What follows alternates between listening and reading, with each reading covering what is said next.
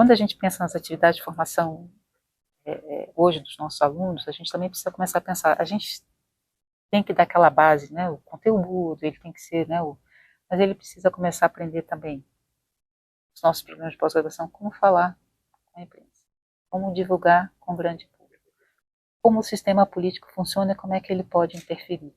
Isso tem que passar a ser ferramentas básicas também da formação dos nossos jovens cientistas. A gente não pode pegar um jovem cientista que vem fresquinho, doutorado, e ele vai falar numa audiência pública sem ter nenhuma preparação para isso.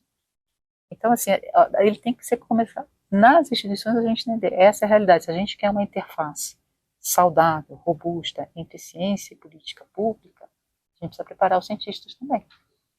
Então, aí os nossos programas de formação vão ter que começar a pensar um pouquinho como é que você prepara um aluno. Eu comento isso com os meus alunos, olha, vocês têm que entender como o sistema político funciona. Quais são as portas que você bater, vão se abrir, quais as que não vão se abrir.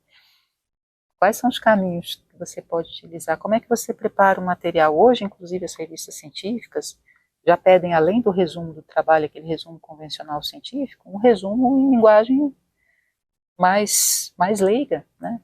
Menorzinho, né? E faça um resumo que você explique para a sociedade a importância do seu trabalho. Eles estão pedindo, inclusive, eu falo isso, que eu gosto muito de usar figura, infográfica. Algumas revistas pedem que você gere um resumo gráfico do seu trabalho. Ponha numa figura o seu trabalho. Porque a figura é muito mais fácil, por exemplo, de ser reproduzida no meio de comunicação do que um texto complexo com, né, estatística. Né? Então, assim, essa é uma mudança de cultura que acho que ela precisa ser, ela já está acontecendo, mas ela pode ser muito mais induziva, mas ela precisa da recíproca também.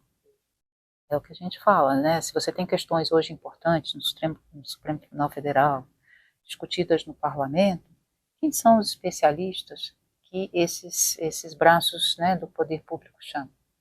Você tem que ter um cuidado, né? Você tem que olhar o currículo, né? Tem que entender que a pessoa tenha consistência para falar sobre aquilo. Né? E aí você tem um debate de qualidade. Então, não considerar como equivalentes questões que muitas vezes, opiniões que muitas vezes não são equivalentes, na força do argumento, do conhecimento que vem acoplado àquelas opiniões. Né? Então, acho que é por isso que eu falo que são duas culturas que precisam se aproximar. O que, infelizmente, a gente viveu nos últimos 4 anos foi uma tentativa de afastamento disso. Agora, é muito interessante que nesse mecanismo, a própria sociedade civil começou a gerar mais respostas e a própria comunidade científica a se posicionar mais claramente com relação a alguns assuntos. Né? Então, mas não deveria essa maior participação da comunidade científica vir por conta de um ataque. Né? Deveria vir muito mais por conta de um convite, venham a participar conosco desse processo de pensar o que o país